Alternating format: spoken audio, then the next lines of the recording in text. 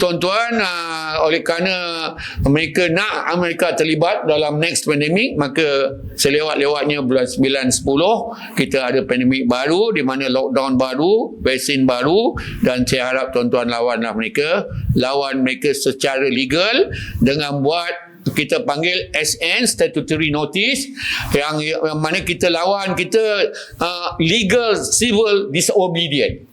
Kerana apa? Kerajaan tak buktikan ada kuman, kami tak nak vaksin. Dan kerajaan tak boleh paksa vaksin sebab artikel 5 Perlembagaan Malaysia mengatakan kita tak boleh divaksin.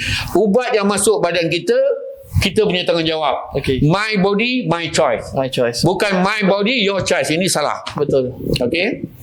Jadi itulah yang kita mahu, tuan-tuan. Kesedaran ini kita sebenarnya di peringkat akhir, dan walaupun 250,000 orang telah tanda tangan, IHR ini bahaya. Ada kita punya figures ini kita hantar ke parlimen, tapi IHR diteruskan juga, dan IHR ini adalah satu benda yang akan jadi legal. Walaupun perkataan dalam perjanjian tu shall ni adalah shall be used, maknanya legal.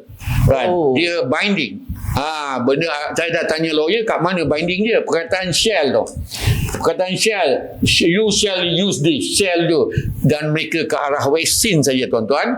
Tak dibenarkan ubat lain, ubat Melayu Islam tak boleh, ubat Cina tak boleh, ubat India tak boleh. Yang boleh hanya vaksin, kerana vaksin lah mereka nak masukkan kuman lagi. Tuan-tuan akan jadi seperti orang 1918 kes Spanish flu, orang yang tak vaksin selamat, orang yang vaksin mati.